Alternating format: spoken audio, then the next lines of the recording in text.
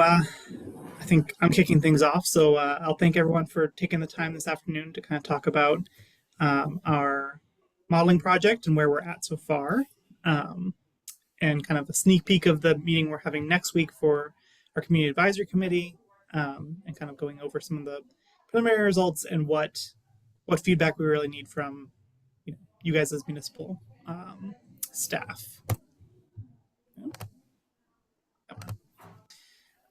So this is the agenda for the CAC meeting. We're gonna run through this like as an abbreviated schedule to fit it within the hour here.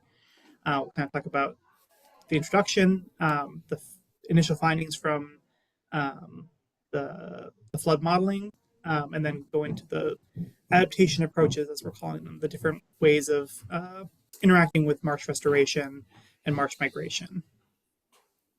And then hopefully we'll have a little bit of time to talk about the conclusions, but we'd also follow up asynchronously with any thoughts that people have.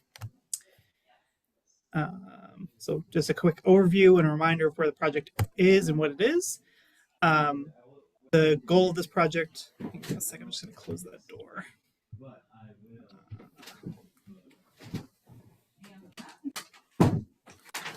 Just to get the sound down a little bit.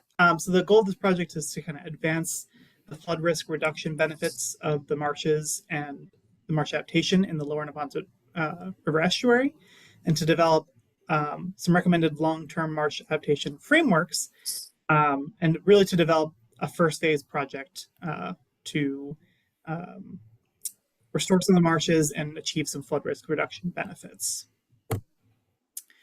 So again, as I don't really need to point out to this group, the lower Neponset estuary involves Dorchester, Milton, and Quincy, and the kind of study area that this has been bound by is the 1% annual exceedance probability flood for 2070. So it's the bounds of what we're counting as the estuary for this project. And where we're at right now, we've already had some conversations with you all and with the community on kind of performance goals for adaptation approaches, mapping through some of that critical infrastructure and community assets. We've developed some approaches, and this is kind of the opportunity to look at those adaptation approaches and make sure that that's the best way of looking at this before running the model through them, and really refining that next phase and first phase project of restorative action. And so we have our presentation to the community next Tuesday, and we're asking for both the municipal staff and the community to kind of give us some feedback on what we're going to talk about today by June 11th. And I can follow up with people individually to make sure we're talking about the same stuff and making sure we're getting that in ways that help Woods Hole Group and Scape take the next steps. But then after we've got that, that'll kick into the model and evaluating those adaptation approaches through most of the summer, and to the early phases of recommending that intervention project kind of in August. And I think we're hoping to come back to you all in the community in early September to move this project to the end of this phase and then start looking into ways to actually implement what we find. And with that, I think I'm going to hand it over to Kirk. Great, thank you. I'm going to just cover some of the findings we evaluated looking at kind of future marsh cases, and those cases are really kind of more regional assessments of the marsh system and the estuary system as a whole. We're not looking at, very specific restoration approaches for the marsh or resiliency measures, really just trying to gain some understanding of what the future might hold if the marsh goes in certain different directions, if you will, throughout the estuary. So if you want to go to the next slide, there's a lot of information here, but try to go through this relatively quickly for this group. Here's what we have today, really, in the marsh setting. There's low marsh, there's some high marsh, some pools, pondings. You do have a lot of frag in certain areas, the marsh border, due to elevational issues and freshwater contributions into the system. And then there's upland and developed areas that advance as you go landward from the actual estuary itself. Next slide. And that system feels a lot of pressure. Partially because a big factor is sea level rise, but there's also things like ditching and erosion that occurs of the peat, and saturation and poor drainage in area from things that we've done maybe not intentionally to the marsh system with berms and culverting and things of that nature. We've moved stuff around, have contaminated things throughout the system. That has promoted, we've developed and created more freshwater, stormwater contaminants into the system, which helps promote invasive species. So there's a lot of pressures and stressors that are on the marsh that were causing it to not necessarily operate at its peak capacity and health level. Next slide. And part of what we're trying to figure out here is how important is the marsh, not only from an ecological perspective, which people generally understand, but also in a confined estuary system like this. What about co-benefits from the marsh itself in terms of flood risk reduction? Does a healthy marsh, does a maintained marsh system at a regional scale, such as the estuary as a whole, promote flood risk reduction? And to put a finer point on what we're really facing here, this is just a real quick flooding in 2030 versus flooding in 2070, where the dark blue is just kind of your annual storm, what you would expect to see once a year on average. And then the purple outline is just a 10-year storm. So we're not even looking at, 100-year type conditions here, really, really big storms. These are kind of more frequent events that we feel the marsh is really able to potentially deal with. And you can see how, expansive that additional flooding is the dark blue in 2030 goes to the dark blue in 2070 for annual. And then you can see what happens in just a 10-year type return period level event in terms of flood expansion in certain areas. A lot of areas that flood only in a 10-year event kind of in today become, flooding every year, really in the future. Next slide. So how can we look at kind of these global cases to try to figure out, what the marsh system really does in terms of promoting not only ecosystem resilience and marsh resilience, but also those co-benefits? And so there were 4 kind of global cases we looked at. And the reason we're doing this is try to inform areas and identify priorities for making gains for both marsh health and resilience, as well as potential co-benefits associated with that, with the focus of this really being the marsh health. And then does that marsh health offer the secondary benefit that might exist? And so these 4 cases form those initial regional evaluations. The first one is static elevation, meaning we just basically kept everything the way it was or was trending towards.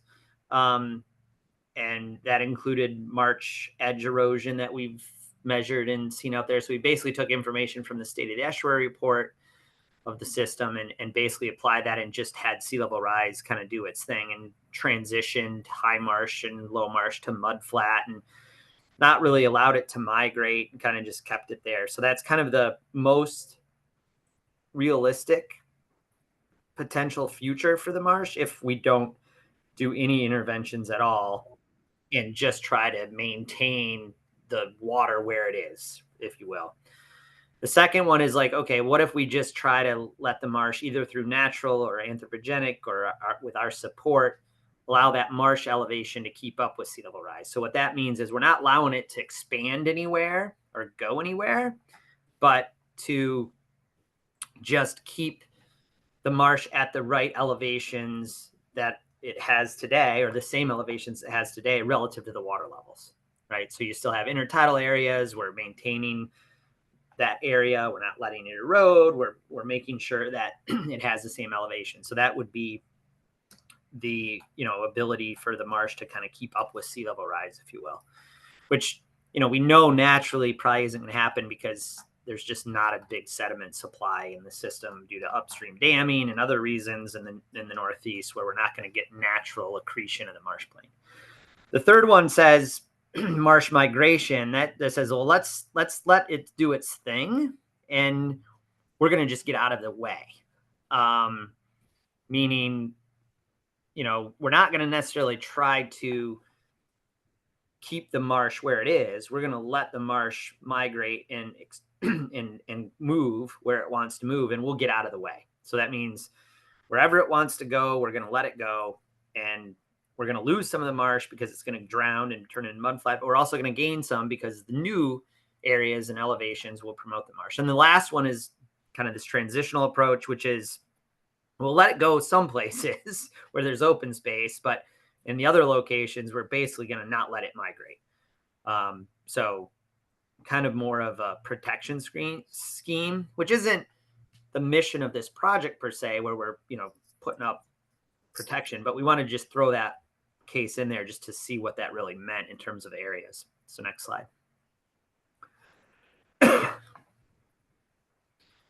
So just a little bit more on these. This is that no action condition that we're talking about.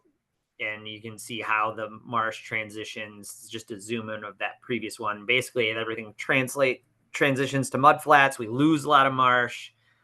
The marsh edges erode, and we basically don't have much marsh left in the Neponset Estuary. But we won't let the water or the marsh advance anywhere beyond that. So it's just the most kind of plausible future that we might think about for the system. Next slide. What that looks like from the surface level is shown by this map here. So again, no net elevation changes in the marsh. The kind of hatched reddish orange areas where we see a lot of erosion occurring, that has occurred kind of naturally over time due to pressures from sea level rise and velocities. You can see there's very little remaining marsh. Most of it is marsh loss, or I don't necessarily like to use the word marsh loss. I guess it's marsh loss. Marsh transition to mud flat. Mud flat has value too for some things. And so that's what that kind of condition looks like. Next slide. Here's that case 2 where we're keeping up with sea level rise. I've kind of explained this, so why don't we go to the plan view? So comparing case 1 to case 2, that's where we're like saying, hey, we're going to do everything we can to keep this marsh where it is. We have, still some remaining marsh, but we also basically through that elevation gain, keep marsh in its current status where it is. And so those are those first 2 cases. Next slide. Case 3 is that migrational case. So you can see we move the cars here and let the marsh take over where the cars were. And if you go to the next slide, and this was guided by the sea levels affecting marsh migration model, which demonstrates where the marsh is capable of moving to based on the hydrodynamics of the system and the elevations of that. And so for this case, again, compared to that static first case, we see loss of marsh in areas, but also gain of marsh in areas. And frankly, we actually have a net gain in marsh overall. Next slide. And then the final one is this transitional case where we're providing some level of adaptation, let the marsh go in some areas, but not where we see development. We're not moving the cars anymore. We're keeping the cars where they are. So be it. And so that looks like the next slide on the ground here, where we're not seeing as much gain in marsh, but we're trying to maintain some in some areas, let it go where we think we want it to go, but certainly not into developed regions. And so those 4 cases form the foundational model simulations we did to help guide us in terms of developing prioritization and restoration approaches across the whole landscape. Why did we do this? Well, one was for science, to learn some stuff. what happens on the whole scale of the marsh from or the whole scale of the estuary from a marsh protection and restoration perspective, but also just logistically, it would be hard to try to know how to adjust each area or each segment of the marsh, so to speak, with restoration if we didn't understand what kind of the bookends of benefits might be given these global kind of solutions. All right, so next slide. So those are the cases. And again, here, this table summarizes kind of what I verbally explained, which is what are we losing in the cases? What did we preserve? And then what was the total net gain? So for example, if you look at case one, we lose a lot, basically 342 acres of marsh. If you compare that to case three, where we don't really do anything except get out of the way everywhere, we lose 100 acres of marsh, but we gain 66 in undeveloped areas and another 58 total. So we actually gain marsh. So if you believe in the mantra, like nature will find a way, right? No matter what we do with sea level rise and stuff like that, the marsh actually grows if we just don't mess with it, right? And let it does what it wants. Now that there's obviously competing interests there that have to go forward. And then even if we say, well, let it go somewhere where it wants to go, where we haven't developed per se, and we'll block it maybe another else, we still, lose some, but it's not 342 acres. It's 34. So these just kind of give you some sense of what those cases really mean on the global scale of the estuary. Next slide. So now for the results. There's a lot of figures here, so I'm going to skip over some just in the interest of time, because we've got to get to some stuff that's probably even more interesting than this in terms of the adaptations for different segments. But real quick, what you're going to look at here is we're going to walk through an annual storm, which is the 1 year type return period level, and then a 10-year return period level. And we're going to look at what happens in terms of water depths. And then we'll look at the extent of flooding and then differences in the depth. So comparisons between that. So this first one is, the static condition. Again, we just letting the marsh go away versus, that marsh elevation, letting it keep up. And you can see how the water depths really change. You're flooding out a lot of stuff in the left-hand figure, a lot more blue, and you're maintaining marsh on the right-hand side. Next slide. What does that translate to? Well, in terms of flood extent, does the marsh as a whole help provide some resiliency or flood reduction? And sure enough, it does. And this is not any, mitigation measures or climate ready Boston approaches to berming or, resiliency. This is just making sure the marsh kind of stays there. And so the yellow areas in the left-hand figure are reduction in flood extent. And then on the other side, everywhere you see orange is a reduction in depth. And, it's not surprising in the marsh, you're getting reduction in depth because we raise that elevation, right? But the other areas where you still see some positive values is because that marsh actually does matter in terms of reducing storm surge and wave energy. This is not common, I would say. If you're working on little small marshes, storm surge is a big animal, right? And small marsh doesn't really stop storm surge. But what we're seeing maybe in these estuaries where you have more of a confined water body, where the ratio of the marsh to the water volume is more even than, say, the Atlantic Ocean versus a marsh system, maybe the combined unit of the marsh starts to work in your favor for attenuating that surge factor.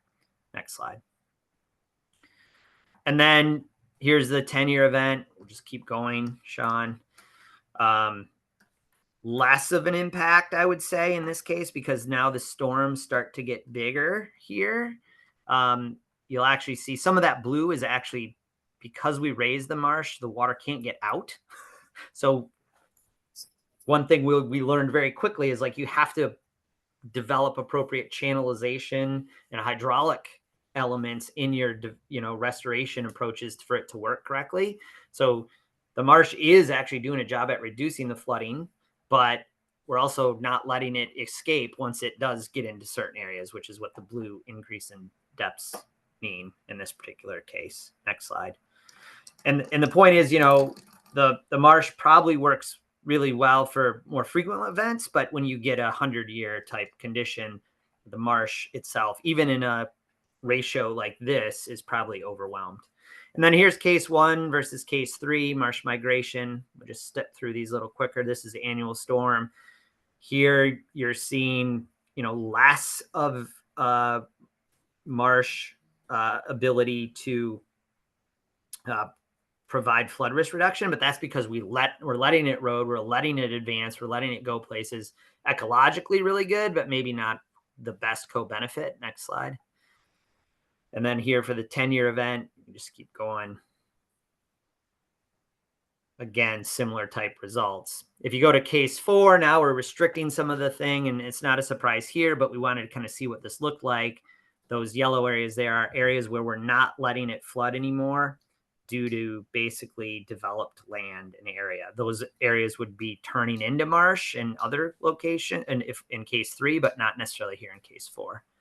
Next slide. And then the 10-year event is the same type of thing where we see real benefits in flood risk reduction. Again, not necessarily the purpose here of what we're trying to accomplish, but just as a bookend for what it really means. Next slide.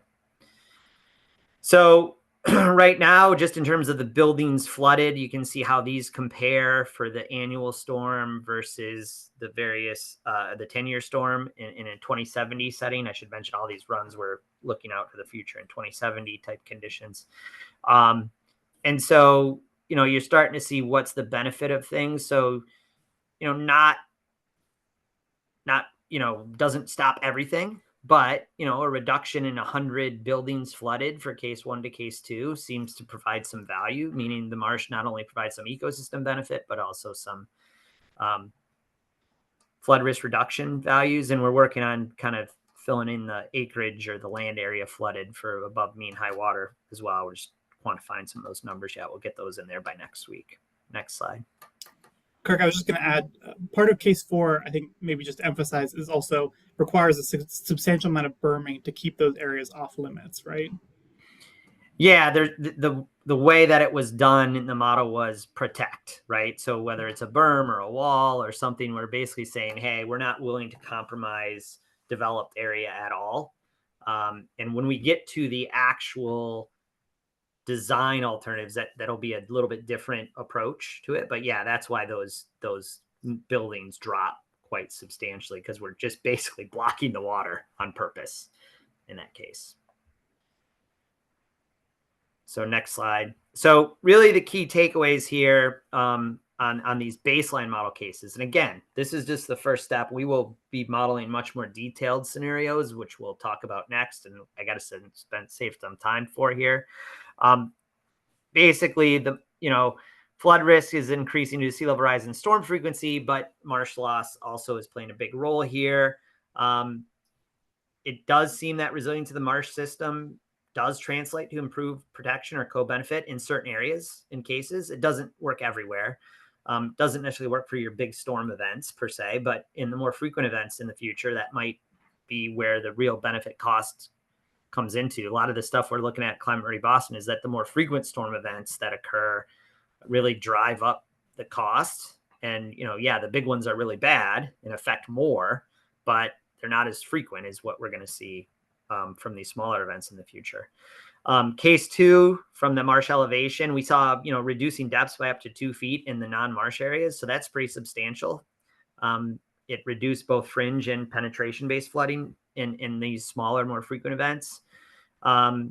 Case 3, we saw some changes in flooding. We saw marsh loss, but overall it was a net gain in the marsh. Doesn't really provide co-benefit for protection per se. And then case 4, targeted restrictions can provide benefits, but you really need to be coupled with a healthy marsh system for it to work really adequately. And so targeted approaches really make a lot of sense that benefit both the marsh as well as potentially protected high priority assets. Diminishing returns. I mentioned this a number of times with storm strength and size. A marsh isn't going to necessarily protect you from the next Hurricane Sandy event, right? But that's not really what it needs to do either. So at the end of the day, I think really smart nature-based approaches really are important for overall system resilience. And that's something we're really targeted as we go forward to the next section here. So I think we should turn it over to Pippa. Are you doing this one? Let me get myself off mute first. Adaptation approaches. So what are we going to do with all this? How do we apply it to actual proactive cases? As Kirk described, the first initial set was sort of what would happen and what would be the implications for marsh extent and flooding, should these different processes dominate in the marsh. And now we're really looking at what do we learn? What are those takeaways that we saw? And how can we apply that to inform how we might manage the marsh, adaptively manage, I should say, the marsh in the estuary, thinking about marsh health and extents, as well as optimizing for flood risk reduction. So next slide. To help us in this, really using the state of the estuary as a guidance and understanding these, the marshes all have an interaction within the lower estuary, but there are these sort of what we've called subsegments, or segments and subsegments, these marsh complexes that have some shared characteristics and are hydrologically connected, and generally sort of together. Also, you'll see basically it's how do we break this down into sort of different conditions of marsh. We've identified 10 sub areas. And when we look at the adaptation approaches, we're actually going to look at them by sub area because it's a little bit hard to get our head around things as the whole scale. So we can come back to this.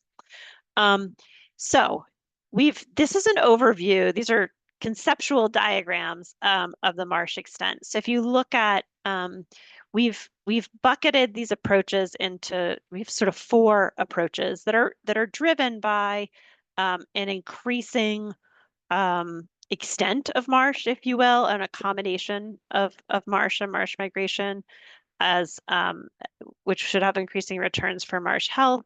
But really, and we'll circle back on this at the end, sort of, and I'm sure you'll all see as you worked in the world of working on the water and waterfront, increasingly difficult to implement, basically. So the first adaptation approach really looks at restoration only. So this is about restoration and adaptation of the existing marsh. What is the implications if we're really limited to the footprint of the marsh that as it exists today, with a minor exception that we allow for marsh migration into adjacent natural areas where there's really no restrictions on marsh migration now. Like you don't have to change the land use. We don't have to dig up a parking lot. There's not a building there. And so you kind of see, right? No, but we're keeping it out of the marsh. We're not doing anything and touching any land outside the marsh. The second we're calling restoration and assisted migration. And this is really about doing that restoration. So from the takeaways that Kirk said, all of these approaches assume the adaptive management of the restored marsh over time. They take those findings from the elevation that if we definitely want to keep the marsh for marsh health. We're also seeing flood risk reduction benefits, albeit small, but consistent, for allowing and retaining the marshes that we have. So all of these scenarios take that finding and apply them with restoring and protecting the marsh over time. The next one allows for marsh migration essentially into like park areas. So, in addition to natural areas, if it's a developed park, it says marsh can migrate into these areas as well. As basically as long as, and some parking lots, as long as we're not interfering with access to buildings or water dependent land uses, we're going to allow the marsh to migrate. And then the second 2 come into a little bit more of an extreme scenario, and you'll see where and why I've done this, is what is the benefit of allowing basically marsh migration into anywhere that's not, a building and developed land. And then the fourth case, which is really more proactive, we internally refer to this as revenge of the marshes, which is, what if we allow for the waterward expansion, allow for actually waterward expansion, conversion of mudflat to marsh, as well as marsh migration, and actually facilitated marsh migration, not only into areas where our model is showing it, but into areas that were historic marsh. What if we really aim at like expanding the marsh? So we're going to zoom into the upper reach rather than look at the whole estuary, because you can kind of see these changes at this scale. So to look at the implication of these steps here, this is what the marsh looks like today. Next slide. So in the first case, and this is a conceptual diagram to really talk about, we're basically restoring these marshes, which is in addition to just some general restoration techniques, there's restoring hydrologic connectivity through channels and berm breaching. And if you jump to the next slide, kind of talk about some of these techniques.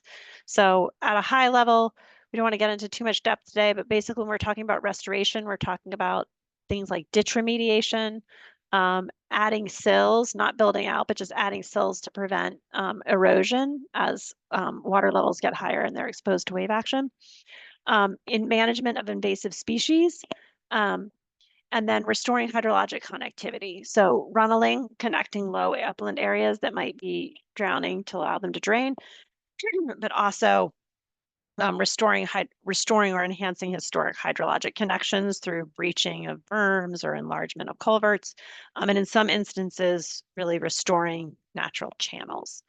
And then again, really adaptively managing through invasives management and assisted elevation over time. So when we talk about general restoration, these are the buckets of techniques. Next slide. So again, that's what this looks like, kind of limiting ourselves to those marsh extents. And then next slide, the next incremental approach is, okay, we're going to do assisted migration. We're going to let marsh migrate into natural areas where we're seeing the modeling indicate that it wants to, as well as natural areas that could be marsh. So you'll see in this instance, actually taking the little, which if we restore hydrologic connections, we can convert the areas inside the highway interchange to marsh. And then also you'll see in the south here, going across I-95, that connection, there is a culvert there now. But enlarging it and actually allowing marsh migration into area where there's a DOT facility and a few buildings. But at this stage, even though the future flood, the future high tide lines, which you see in dashed, extend, into some of the facilities, we're eliminating it now to what would occur. Next slide. So really, we're adding, we're a lot of the techniques are the same, but we're allowing marsh to facilitate migration into, into some paved areas and largely those parkland and others. So next slide. So again, that's that, allowing for some assisted migration. Next slide.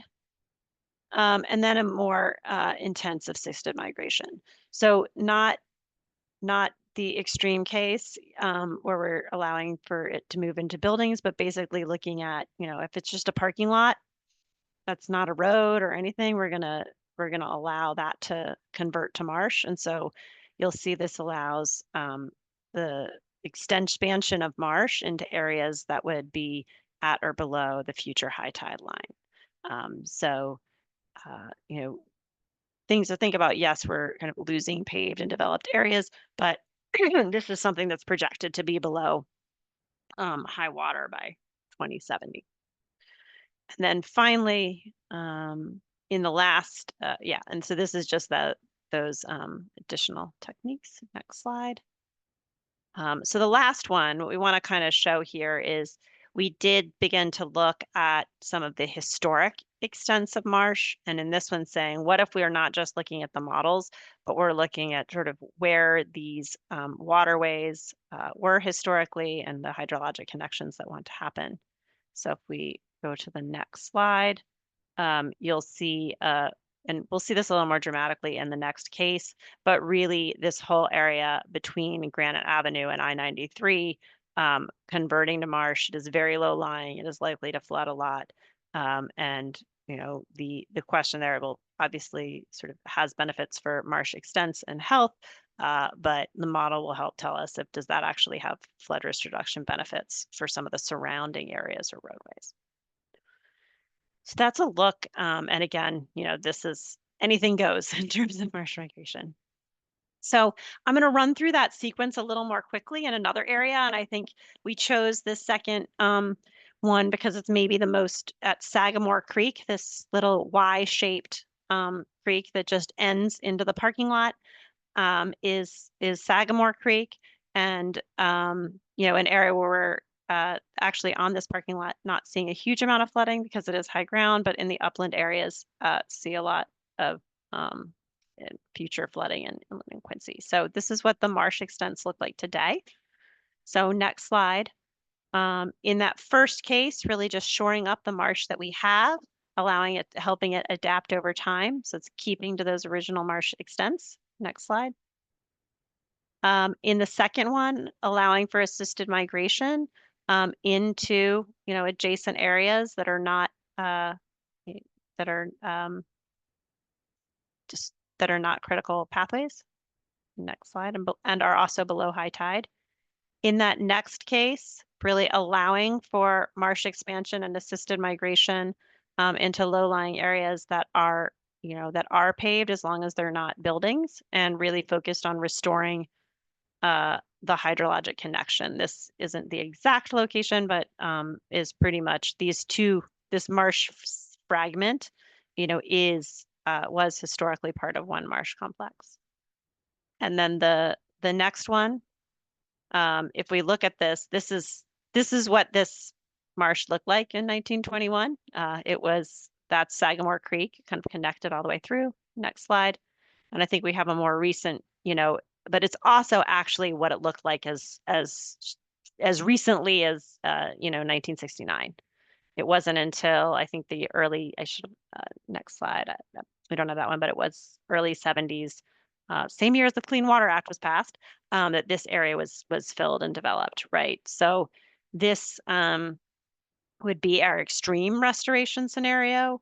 And here, realize how kind of maybe practically unrealistic this might be, but it will help us bookend and understand, what's the incremental ecological and flood risk reduction benefit of these of modest and more extreme restoration. So that is the fourth case. And next slide.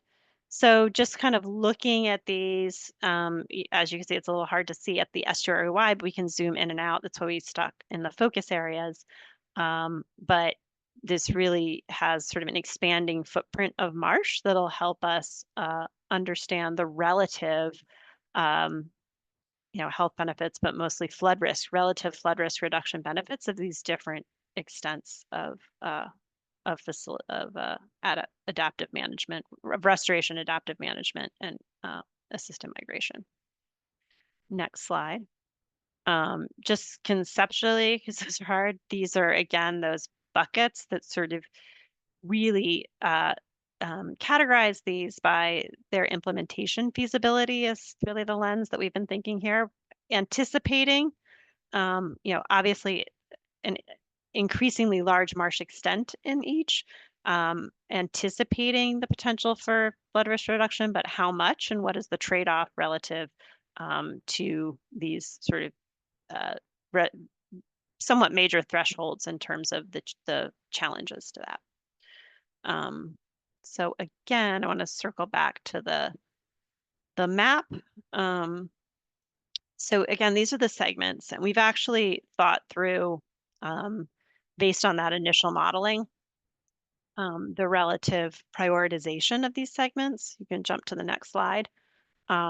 Using the state of the estuary, really categorizing them as their sort of their health, not sort of, but their actual health and the relative need for restoration.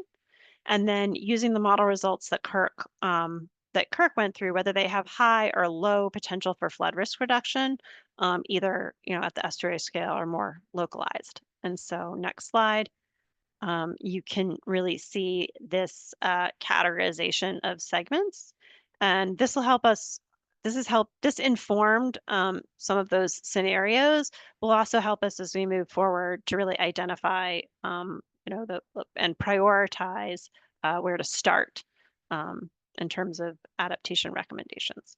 So I was really fast. I do want to I know that was a lot to digest, but I do want to leave some time for discussion, and yeah, happy to jump back to any slides, or we can jump over to our Miro board. Yeah, thank you. I hope that wasn't too fast.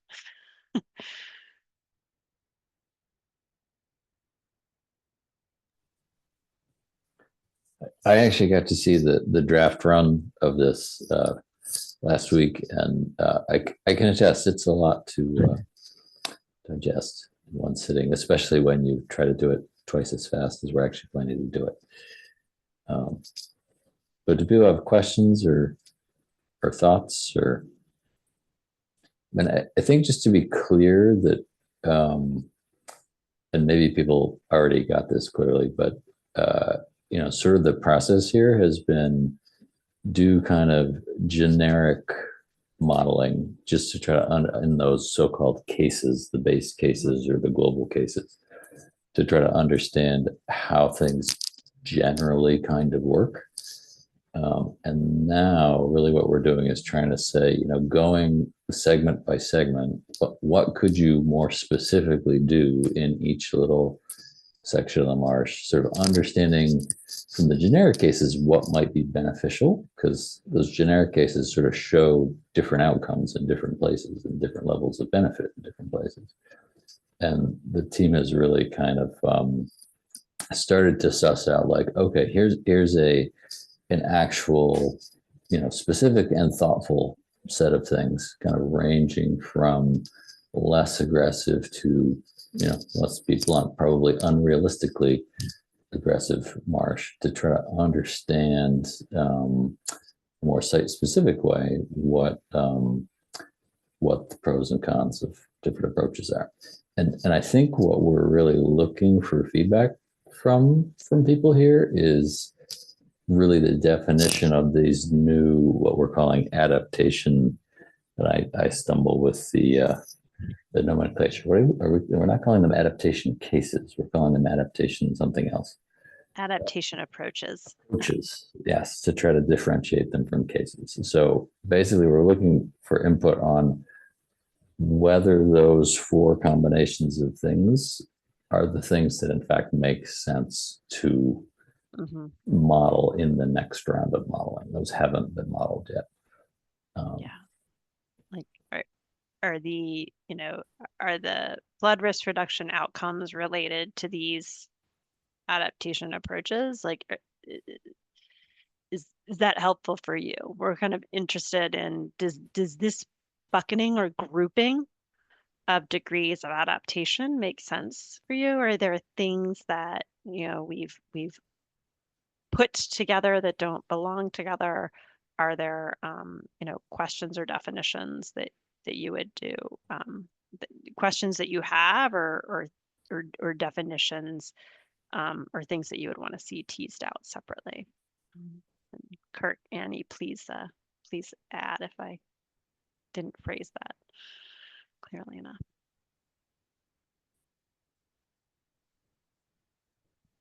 See, we've rendered you all speechless. I think it's probably an overwhelming amount of information that takes a while to process, but I wonder if it's useful to go back to that. There was a slide near the beginning of this section where you kind of had what were the different elements of your four adaptation approaches kind of compared on one slide. Because at the end of the day, that's sort of the heart of what we'd like some feedback on here. I think that the different adaptation strategies are kind of location specific versus like, do you support this, right? I mean, like Quincy is definitely not like, hey, go plan for retreat because what, right? So, you're not going to hear that from us, but I think location, as we look and apply it, the general strategies, I understand why and where each one, and now it's kind of what are the target sites and what makes most sense there.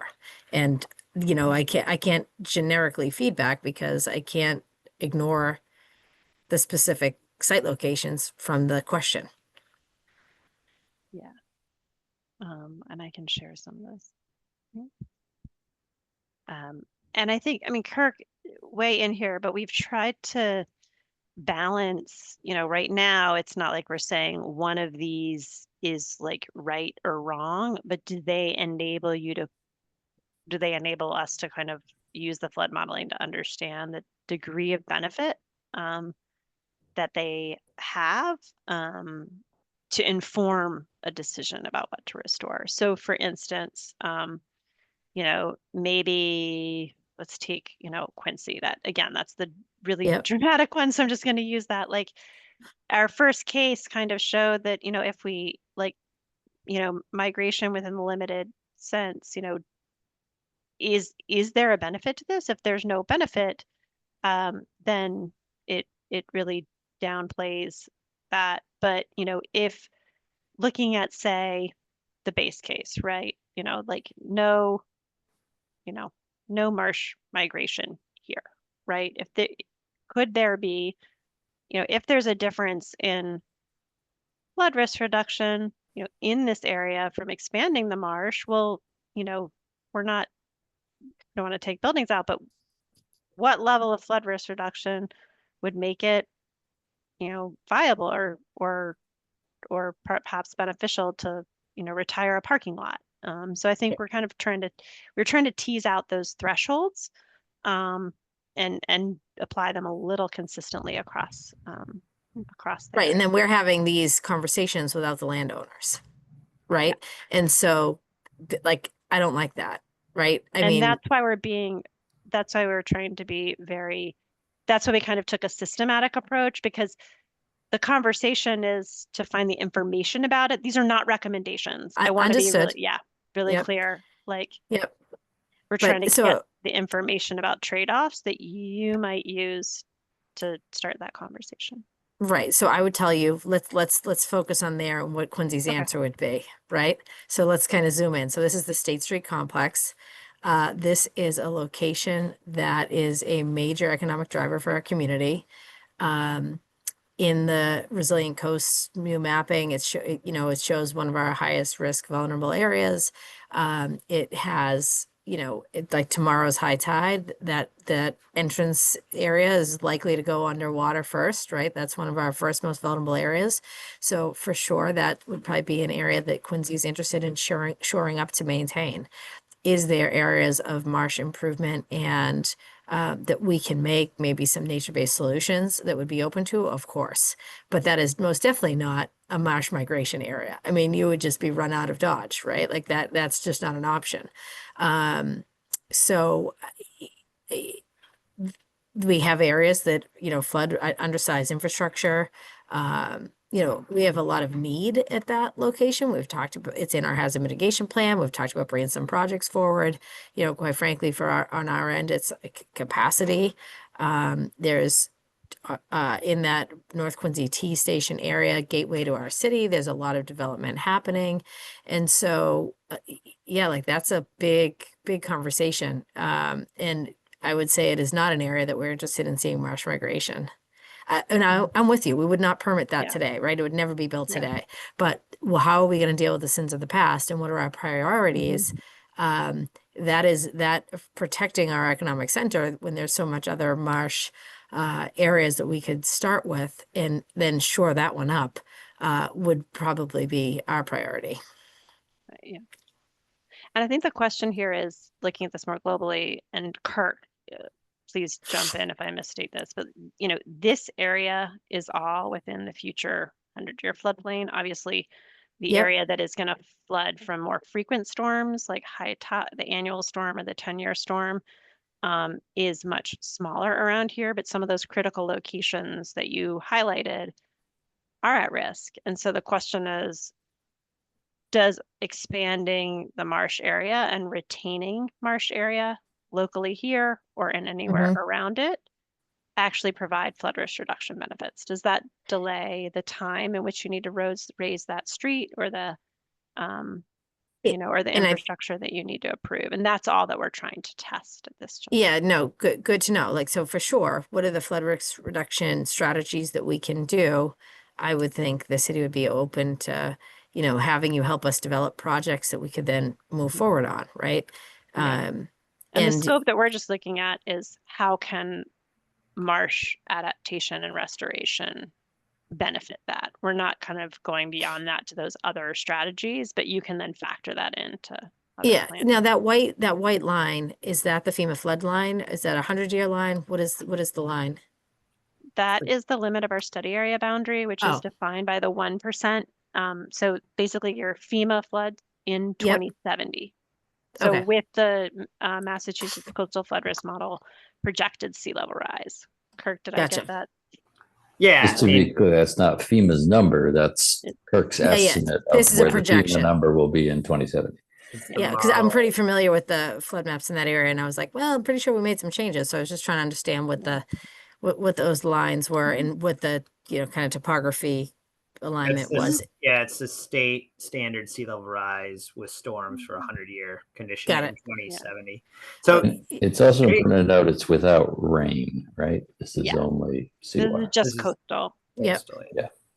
But let me try to explain this a little bit different way, right? So like it's a test. So if you zoom in on that State Street area a little bit more, right? Yeah. So totally understand everything that's been said here, but what we're testing, for example, is that parking area, right? Like say we decide someone wants to test, like what if we give up that parking area, right?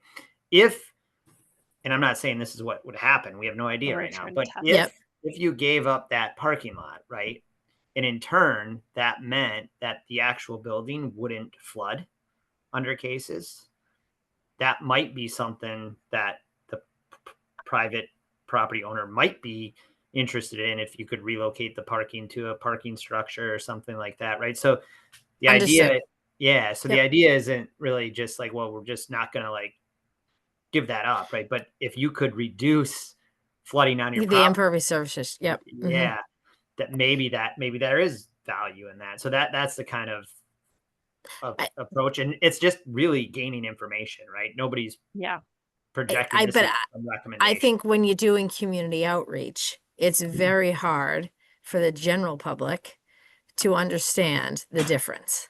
Right. Agreed. Right? Agreed. And so you put it out there, and I saw this rendering, and then it's like it's gospel. And I think that's one of the challenges of just government in general. I heard this, I saw this, there was a picture, you have a plan, you're taking my building, you're taking my parking lot, right?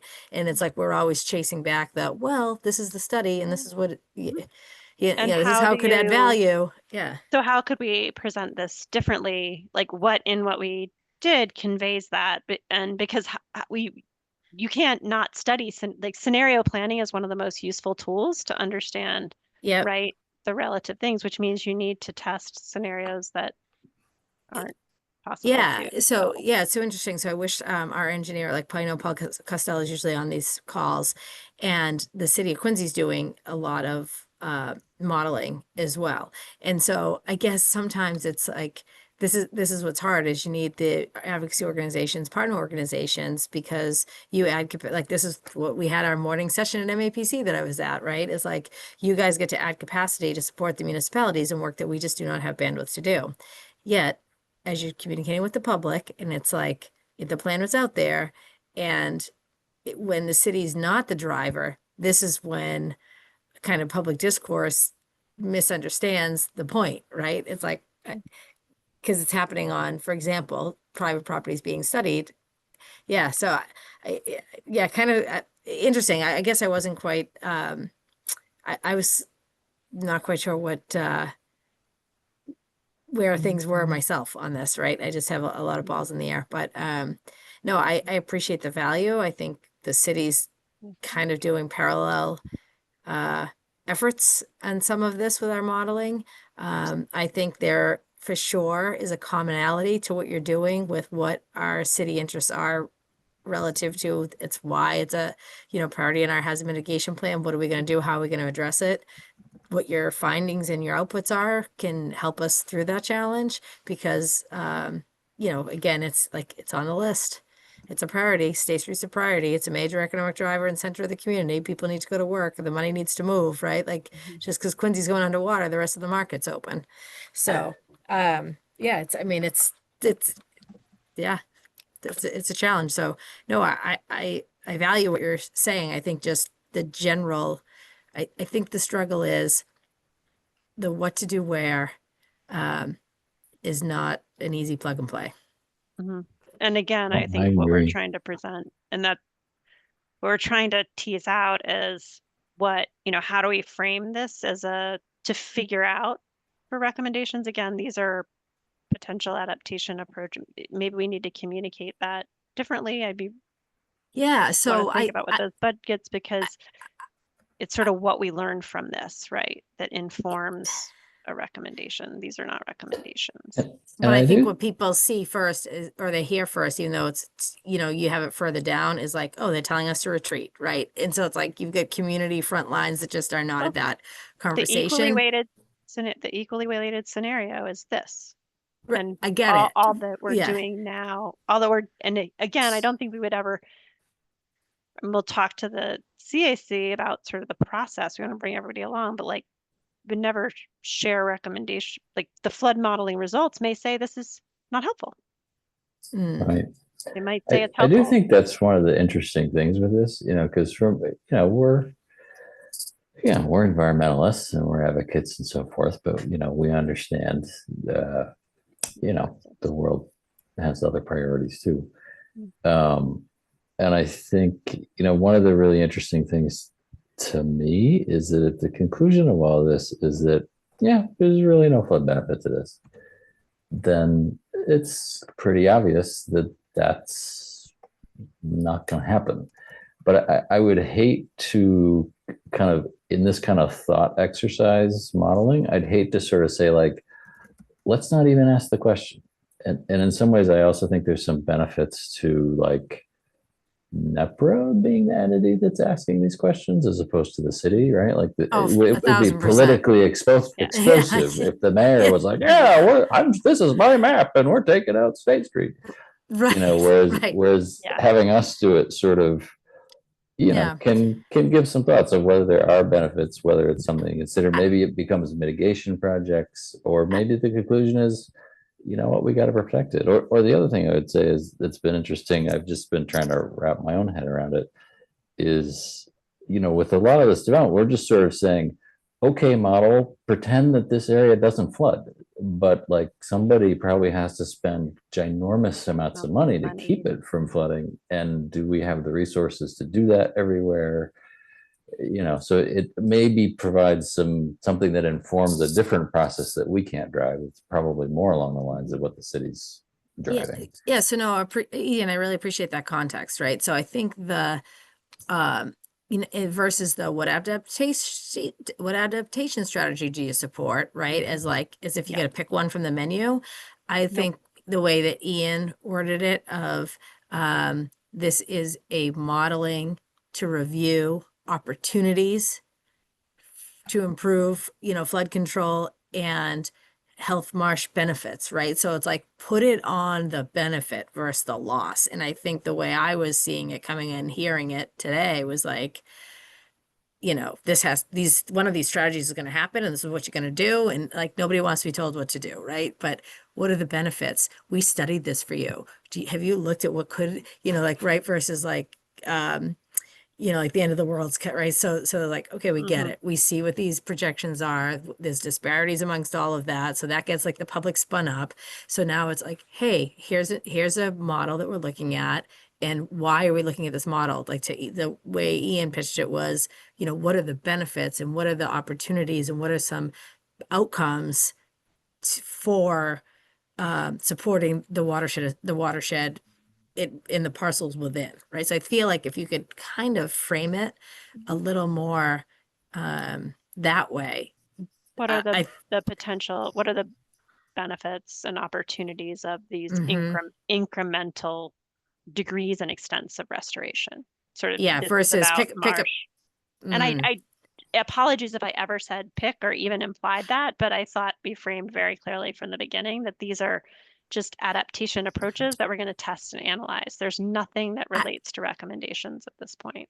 I get it, but I think where do people's heads go, right? So Yeah. like I see you're like in that granular, and I think it's like, oh, well, these are what the options are, kind of.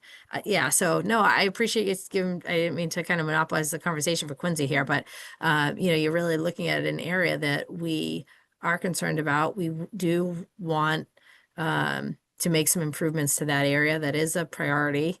I think you are going to see some additional development, like MBTA communities just passed, and it's going to drive development in that area.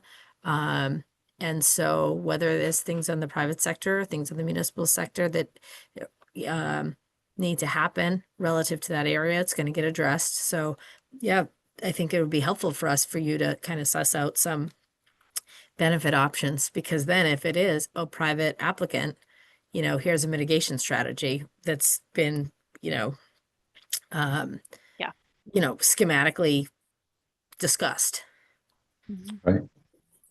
One thing I did want to ask for and I apologize, I think we're actually over time. So if people need to leave, we can let you do that. The one question I did want to ask, and maybe we'll get to this in the meeting next week too, is one of the intriguing ideas that these guys came up with was the notion of actually building salt marsh into mud flat. And that option is kind of put in the same bucket where we're taking back all of State Street, for example. And there's part of me that wonders, I mean, that's an option that's very extreme from a environmental permitting standpoint, right? Like that's totally illegal right now. And who knows if you could even do it. But that option is kind of for modeling whether it does any good. That option is kind of lumped in with the most extreme option in terms of impact to development. Part of me has wondered, maybe that one should be, one step lower. Maybe that's more feasible than taking back State Street. So things like that, I think, are useful input of, because essentially what we're not framing choices of like pick which future you want. It's kind of like what combinations of elements do we want to put in each version that we're going to model that we think are more or less feasible, or like, oh yeah, I'm really interested in that, but less interested in this. And how do we adjust those buckets so when these guys go model it, we get, answers that are maximally informative. Yeah, and you can see there's sort of like some crosshatchy stuff next to the pink line that's building salt marsh out into mud flat. This sort of circle dot hatch are all examples of where it would be built out. The purple dashed line just represents like a sill. It's like a big living shoreline. And Kirk, you probably have some comments on this, because I think the question here is we really don't know if that, like how that will affect, there's complicated factors. We don't know how that will affect the flood risk reduction. So that's why we want to look at it. Right. Yeah, I mean, the other side of this is, we might find that none of this works, right? So then all of a sudden it becomes like, yeah, don't retreat, because, it's not going to help. We're not going to really help. That's a good thing we want to know. There's a reason that it might come out a different way too, for people to think about, like, yeah, see, this showed that isn't the right approach in this area for this location, that it doesn't make sense to do it here, but maybe it does over here, and so there's value in knowing, no matter what the turnout really is, if you boil it down to just a science testing approach, right? Totally understand what everybody else is saying, though. I can tell you hundreds of times when you present a figure and that's all people can remember, they don't even know what word you said, right? So anyway, I have a 4 o'clock that I'm really late for, so I'm gonna have to go. But thank you for your input and everything. And I know Kat has her hand up because I kind of Yeah. want to stick around to see what she has to say. So maybe I'll stick around for Kat's question. I could talk really quickly for you, Kirk. I already All speak right. fast. Yeah, I just thank you for this presentation and for all this information. It's great to see that this work is being done down in the Neponset. I think my my former teammate, Hannah Wagner, used to attend some of these meetings. So I'm trying to fill in for her now that I have been looped in. So I just have a couple of quick questions. The first is whether you've been looking at the tide gates, like on the Boston side, and there's a tide gate at Davenport Creek, and if that's factored into any of the studies here, because I know we've flagged that as potentially needing an update. And then my other question is around whether you've engaged with the MBTA around their future plans for the Mattapan trolley, since that is kind of like the dividing line for Boston between the marsh and any of the developed area. So I have two questions there. And then, we're kind of in a unique position here where the vast majority of this part of Boston's waterfront is owned by DCR. So a lot of the decisions around what types of strategies for marsh adaptation or migration or whatever it might be, I think I'd really look to you, Sean, and others at DCR to identify the best strategies. But I will say that, the Planet Fitness that's on the waterfront is the one privately owned property that the city of Boston has actually like explicitly said in a plan that we see that as being an opportunity for acquisition and like actual managed retreat, because it's a Planet Fitness. They have them everywhere. It doesn't have to be right there in the waterfront. But I know the city did approach Planet Fitness not too long ago, maybe in the last couple of years, about selling and if they would be interested in that, so that could be a potential place for marsh migration or for some sort of other type of resilient infrastructure. And they were not interested in selling at the time. So we're keeping our pulse on that. But just something to think about is like Boston would be interested in seeing that be absorbed into open space, but it really is a willingness of the private developer to sell that land and sell it at a reasonable price. So a few things throwing out there very quickly while Kirk is still on the call.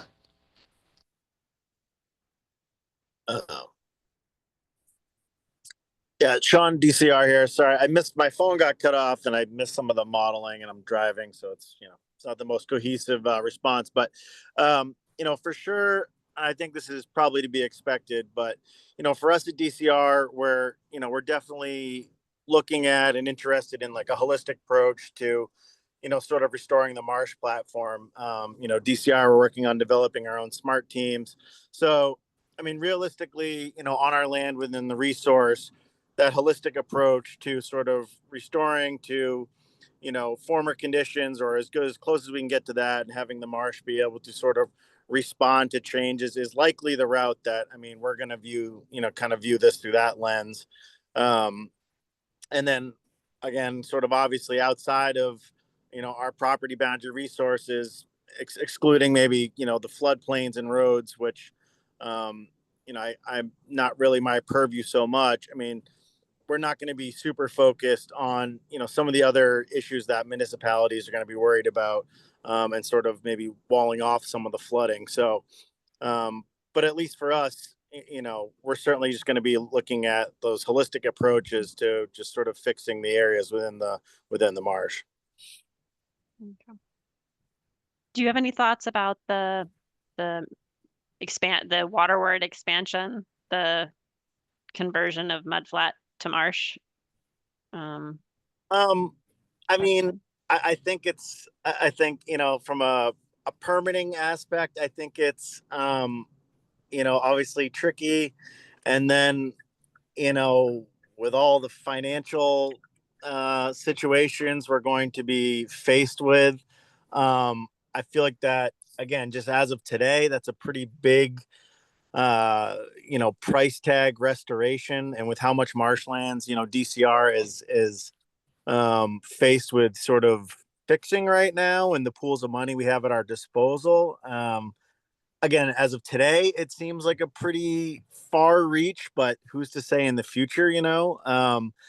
I think more realistically, we'd be looking at trying to have the existing marsh accrete properly to keep pace with protecting the lands that are already established. But I guess I couldn't say it's not a possibility, but I don't think as of today that would be something we'd be like hyper focused on, just from a permitting and funding perspective, just in itself. Mhm.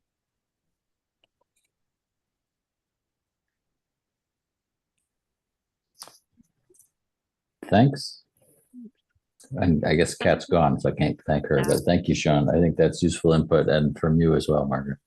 And Sean and Kirk, we can, or Ian and Sean, we can circulate the deck after, right? Yeah. Yeah, that'd be And perfect. Like I it's- realize what we could do is like export an appendix to the deck, some of the more zoom ins of these focus areas, because I realized we didn't focus on all the marsh segments and people might want to look at all of them in more depth. So we can share. I really I appreciate can work this. with our team to Trying do that. look at it with a little more detail, but it's been an entire day of salt marshes. So Well, and thank you, and apologies for running roughshod over our time period here. So we'll let everybody get on to their next thing. well, thanks everyone. I'll talk to you soon. Thank you Okay. both. Thank Hey, you Sean, all. I can't make Tuesday. Okay. Unfortunately, I was looking forward to it, but I just want to let you know I'm not going to be able to attend that one in person. So, Okay. Well, glad you could make this one. This of course, really helpful to us. I mean, I know there's a lot of specifics, but to make sure that we're getting across the message that this is not a recommendation, I think it's a really key thing to go into Tuesday with. So I really Yeah. appreciate yeah. I really appreciate that input and feedback, and we'll work on that The framing. political and tweak lens. it, for sure. Thanks, Margaret. All right. Thanks, everybody. Thanks. Thank you all. Bye.